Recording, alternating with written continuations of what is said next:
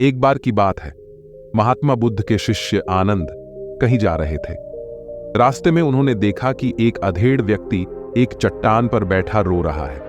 वे उसके पास गए और बोले, क्या बात है वत्स, तुम कौन हो और क्यों रो रहे हो? आनंद की बात सुनकर उस व्यक्ति की सिसकियां थम गईं। वो अपने आंसू पोंछता हुआ बोला, मैं पास के गांव का रहने वाला एक बदनसीब व्यापारी हूं। मैं जो भी काम करता हूं वो बिगड़ जाता है। व्यापार के चक्कर में मैंने अपनी पत्नी के गहने गंवा दिए। मैंने अपने परिवार को भी खो दिया। यहां तक कि मेरा घर भी गिरवी पड़ा है। मुझे तो लगता है कि मैं अब किसी काम का नहीं हूं। मेरी किस्मत ही खराब है। उसकी बात सुनकर आनंद बोले, तुमसे किसने कहा वत्स कि तुम्हारी किस्मत खराब है? जरा मैं भी तो जानूं कि तुम्हारी किस्मत में क्या खराबी है। तभी वो व्यक्ति कहता है, पहले मैं खेती करता था, पर हर साल उसमें घाटा होता था। कभी सूखा पड़ जाता तो कभी ज्यादा बारिश के कारण फसल बर्बाद हो जाती। इससे परेशान होकर मैंने व्यापार करने का निश्चय किया। मैंने पत्नी के गहने बेचकर अपना व्यापार शुरू किया, लेकिन मेरा व्यापार नहीं चला। शुरू में परिवार वालों ने मेरा साथ दिया, लेकिन जैसे जैसे मुझे नुकसान होने लगा, मेरे परिवार वाले भी मुझसे दूर हो गए। मैं ये सब उनके लिए ही कर रहा था, लेकिन अब वे लोग मुझे देखकर नजरें फेर लेते हैं और मुझे ही मेरे परिवार की दुर्दशा का जिम्मेदार ठहराते हैं। उस व्यक्ति ने एक लंबी सी सांस ली और फिर बोला, मेरा एक मित्र है।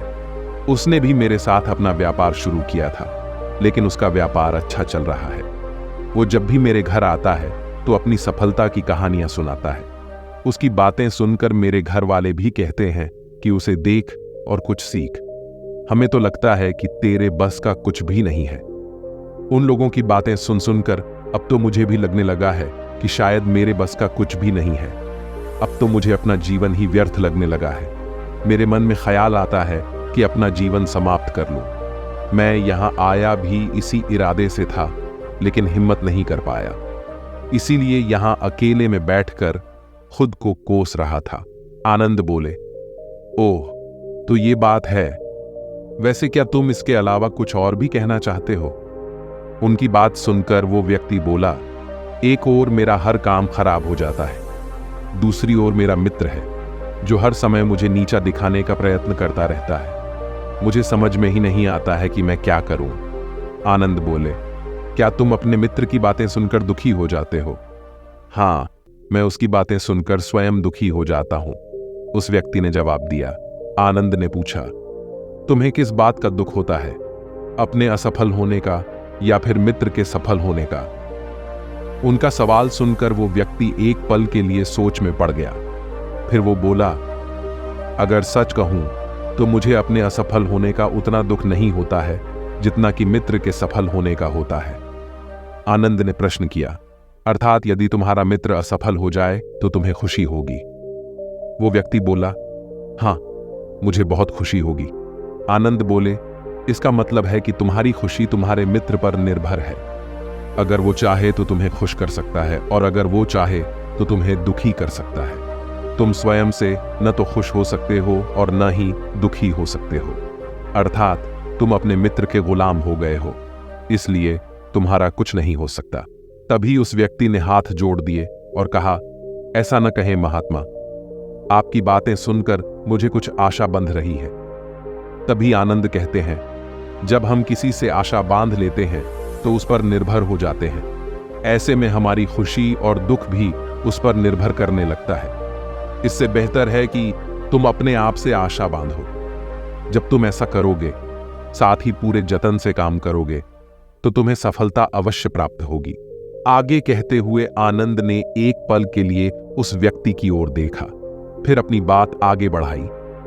तुम्हें लगता है कि तुम्हारा मित्र तुम्हें दुखी करने आता है, पर अगर विचार करो तो वो बातें तो सच्ची ही कहता है।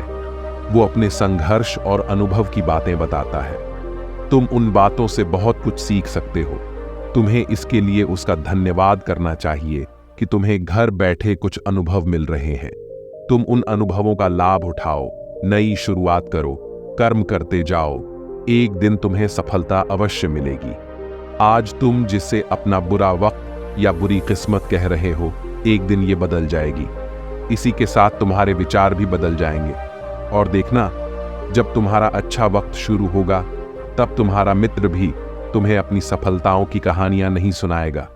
तब वो अपनी असफलताओं की बातें बताएगा ताकि तुम उसकी बातें सुनकर भ्रमित हो जाओ, तुम्हारा आत्मविश्वास हिल जाए और तुम गलत निर्णय ले सको। लेकिन उस समय भी तुम्हें अपनी बुद्धि का प्रयोग करना होगा। तुम्हारा मित्र जैसे आज तुम्हें दुखी करने आता है, उसी तरह उस समय भी वो तुम्हें दुखी करने आएगा।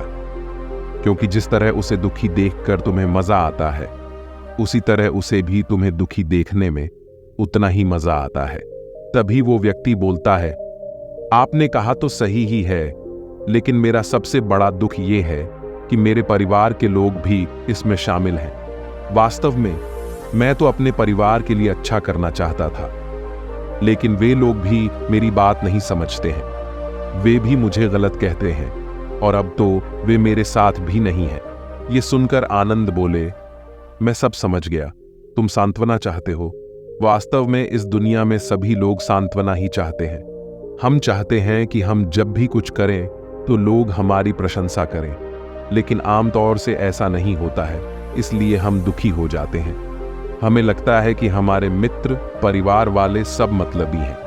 लेकिन तुम अगर किसी को अपना परिवार मानते हो और उसके लिए कुछ करना भी चाहते हो, तो तुम्हें ऐसा क्यों लगता है कि तुम दूसरों के लिए कुछ कर रहे हो? वास्तव में तुम ये सब अपनी खुशी के लिए ही कर रहे हो। इसीलिए परिवार के लिए कुछ करना वास्तव में अपने लिए ही करना होता है। लेकिन अगर ऐसा करते समय तुम्हें लगता है कि तुम दूसरों के लिए कर रहे हो, तो तुम दुखी रहोगे। और अगर तुम्हें लगता है कि तुम अपने लिए कर रहे हो, तो तुम खुश रहोगे। क्योंकि जब तुम अपने लिए कुछ अच्छा करते हो या करना चाहते हो, तब तुम्हें सांत्वना की जरूरत नहीं पड़ती है। आनंद की बातें सुनकर उस व्यक्ति के चेहरे के सारे भाव बदल गए।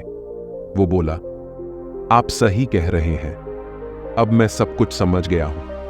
अब तक मेरी किस्मत खराब इसलिए थी क्योंकि वो दूसरों के हाथ में थी। अब मैं अपनी किस्मत को अपने हाथ में रखूंगा। मैं फिर से प्रयत्न करूंगा, पूरे मन से काम करूंगा, और जब तक सफलता नहीं मिल जाती चैन से नहीं बैठूंगा।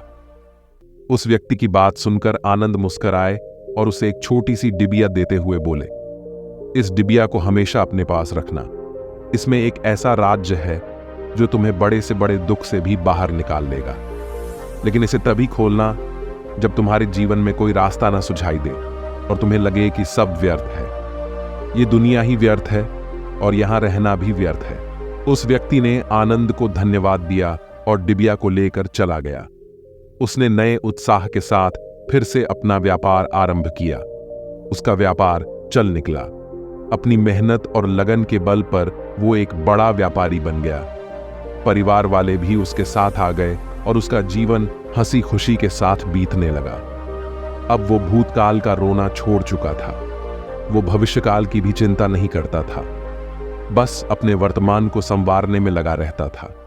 और जो कुछ भी वो करता था वो अपने लिए करता था, अपनों के लिए करता था। इसलिए वो अंदर से बहुत खुश था। उसके जीवन में अब कोई दुख नहीं था। लेकिन वक्त तो वक्त है, हमेशा एक जैसा नहीं रहता है, वो तो बदलता रहता ही है। उसके जीवन में भी बदलाव आया। एक दिन उसके राज्य पर पड़ोसी राजा ने चढ़ाई कर दी। उसने इस राज्य पर अपना कब्जा कर लिया। उसके सैनिकों ने चारों ओर लूट मार मचा दी। उन्होंने व्यापारी का सारा धन लूट लिया, उसके घर में आग लगा दी। आखिर में जान बचाने के लिए उस व्यक्ति को अपने परिवार के साथ वहां से भागना पड़ा। वो व्यक्ति अपने परिवार के साथ कई दिनों तक इधर उधर भटकता रहा। वो दाने दाने को मोहताज हो गया। उसका बच्चा भी बीमार हो गया। इलाज के अभाव में वो तड़पने लगा। ये देखकर उसका हृदय चीत्कार कर उठा। वो कैसे अपने बच्चे का इलाज कराए?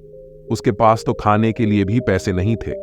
ऐसे में उसे एक बार फिर निराशा ने घेर लिया। उसे लगने लगा कि उसका जीवन व्यर्थ है, सारी दुनिया ही व्यर्थ है, किसी भी बात का कोई मतलब नहीं है। भले ही आप जीवन में कितना भी कुछ कर लो, कितनी भी सफलता हासिल कर लो, पर आखिर में ये जीवन समाप्त ही होता है। तो फिर ऐसे में जीवित रहने का क्या फायदा? इससे तो अच्छा है कि वो अपना जीवन समाप्त कर ले। लेकिन तभी उसके दिमाग में आनंद की दी हुई डिबिया याद आई। उसने उत्सुकता के साथ उसे खोला। डिबिया के अंदर एक पर्ची रखी हुई थी। पर्ची पर कुछ लिखा हुआ था।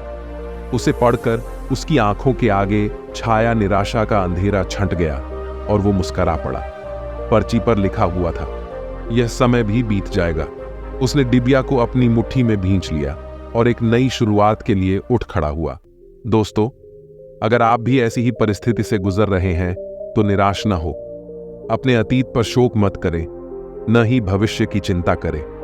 अपने वर्तमान को जिए और उसे बेहतर बनाने के लिए सच्चे मन से प्रयत्न करें। यकीन माने, जल्दी ही आपकी किस्मत भी बदलने वाली है। तो दोस्तों, अगर आपको इस कहानी से थोड़ा सा भी सीखने को मिला हो तो वीडियो को लाइक कर दीजिए और चैनल को सब्सक्राइब जरूर कीजिए। धन्यवाद।